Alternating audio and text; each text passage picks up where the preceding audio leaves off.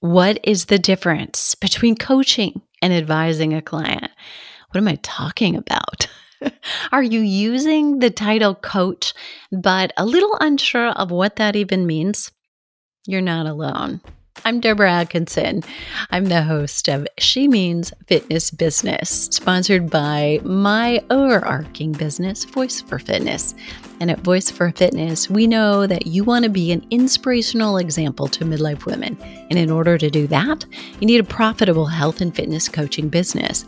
And the problem is a lack of clients, which makes you feel a little uncertain about whether you can succeed. We believe you deserve consistent, dependable revenue from clients you love.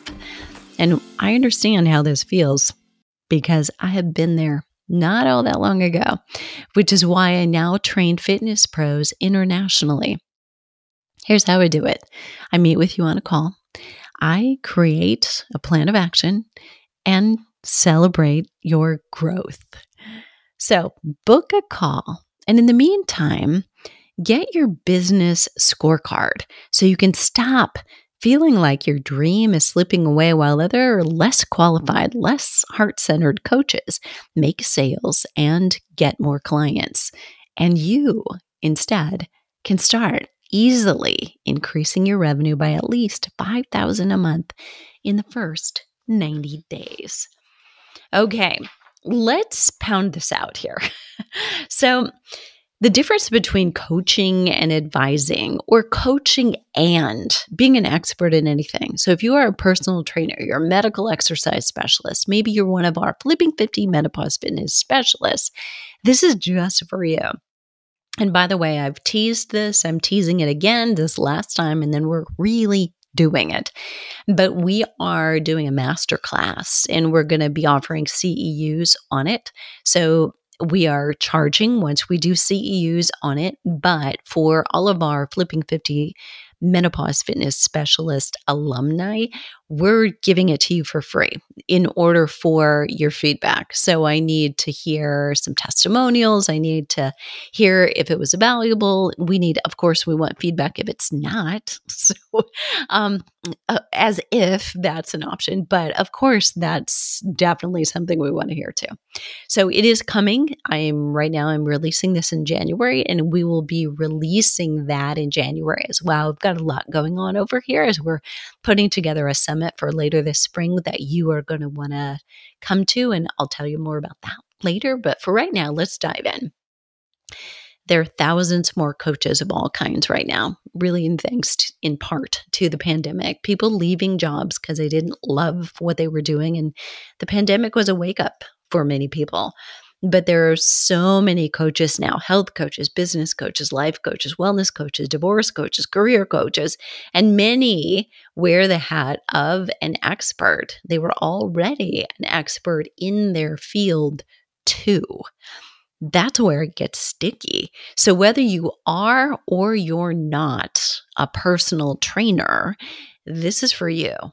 So distinguishing between advising and coaching is still something I think all coaches need to take a look at. And I remember I would every once in a while need to review this. What scope of practice for a trainer versus a coach? What scope of practice for me as a coach? And I would go to workshops and come away just like you would for any vocation, any career. You come away realizing, I can buff my skills up a little bit. I could actually be doing this better than I have been. And now I feel equipped to do that and inspired to do it. This is what I hope this is. This is certainly not meant to be a judgmental podcast.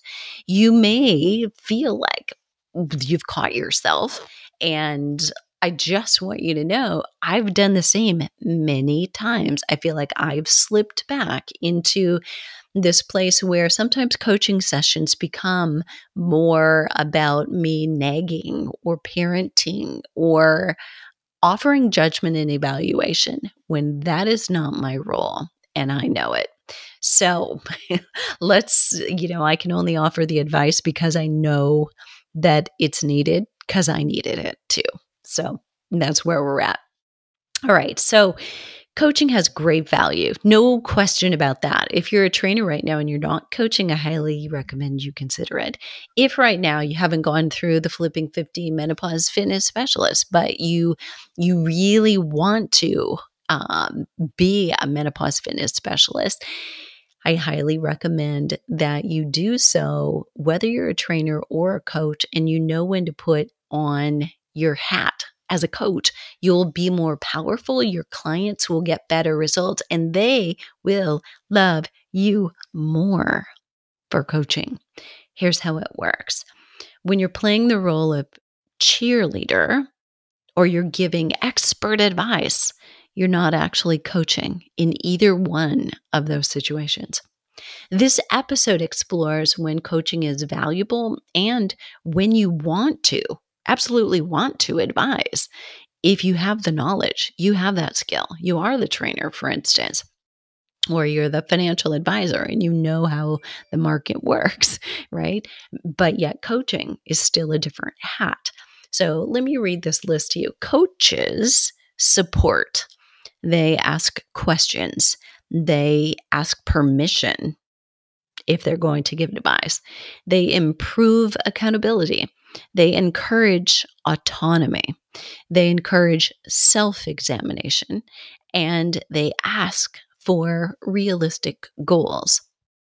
Trainers, on the other hand, provide assessments, give recommendations for actions, set realistic goals, give answers, evaluate performance, and determine next steps.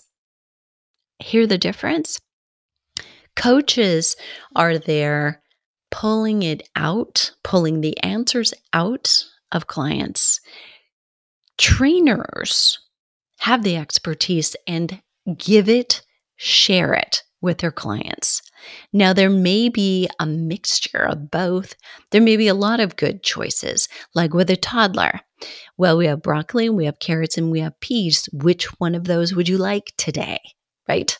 Meaning you will be eating a vegetable, shorty, right? Which one do you want? You can have the one you want. We put them at choice by giving them good choices. And that is a role a trainer will play as well.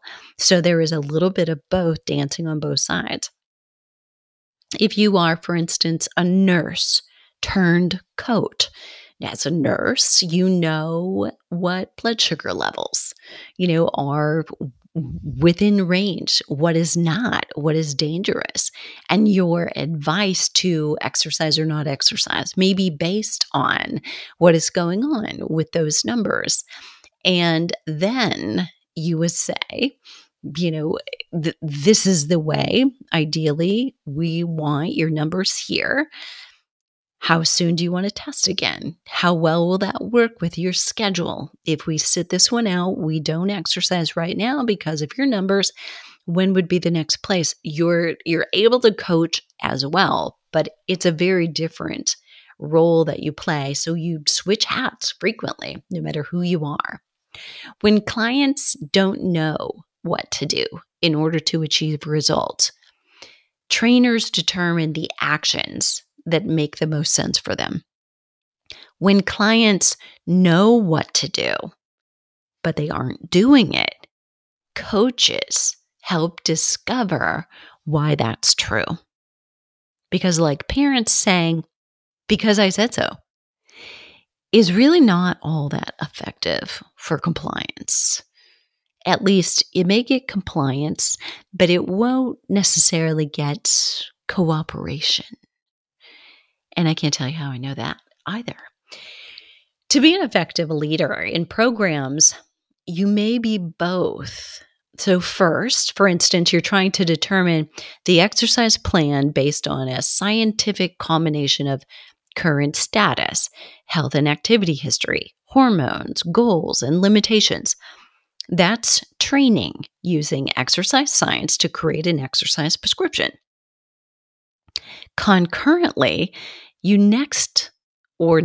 right? Concurrently, you could do this at the same time, or maybe as the program rolls out, you may be trying to consider why past attempts failed. why clients are here again doing this, or why clients are non-compliant in the middle of it. That's coaching, and is going to really use questions as opposed to statements. So, both skills are necessary for the improvement of fitness. Where does the line between coaching and advising blur? Where coaching and advising blurs and where effectiveness begins to wane is when what is intended to be a coaching call becomes empathetic and without an objective. A coach is definitely a warm, fuzzy person. Usually that's the case. However, that is not enough. Are you able to ask questions that someone else sees the answers for themselves? A coach allows an individual to have more personal power.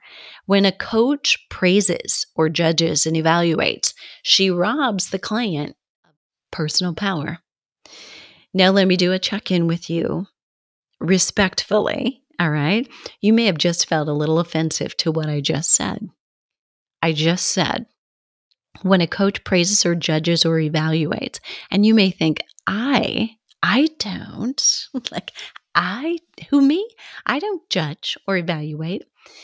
You may praise, right? Because we'd all own that, but it doesn't sound good to say we evaluate or judge, but we all do it. I'm just saying, right?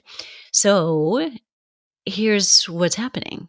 If you say, good job, I'm proud of you, I'm so glad you did that, any of those sentences or just short statements that I just listed is evaluative, right? And it's judgmental, because if there's a good, there's a bad. I'm proud of you is a bit condescending.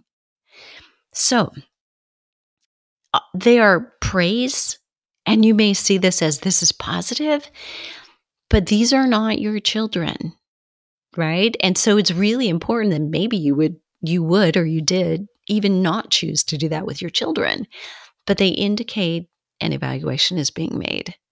So if instead you asked, how do you feel about that?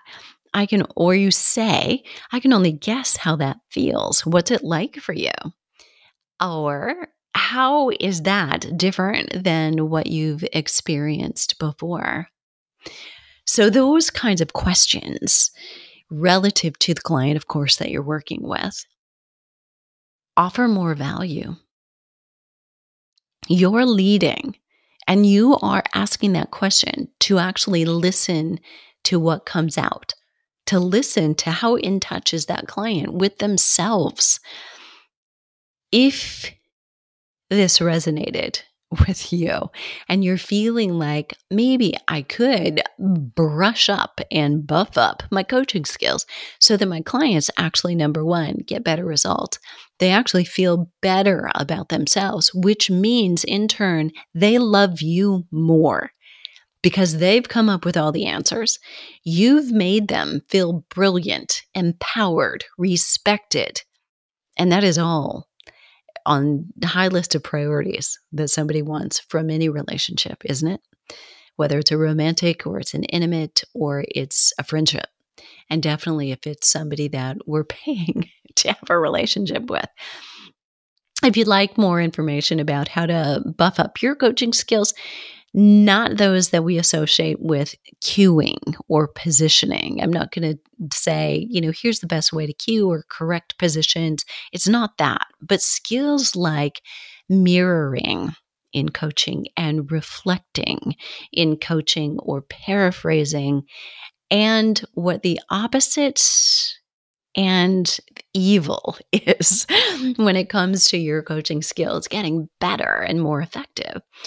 Stay tuned. So I've got a coaching midlife women's workshop coming up later this month that you will love if you're looking for ways to add value to what you're already doing and potentially increase your revenue because of the value add that you're giving to clients. Potentially that's additional sessions that you can offer, or it's extended sessions where you do meet on the floor, but you actually meet otherwise, either on a phone call or face to face, maybe sitting across the table from somebody in order to do their coaching.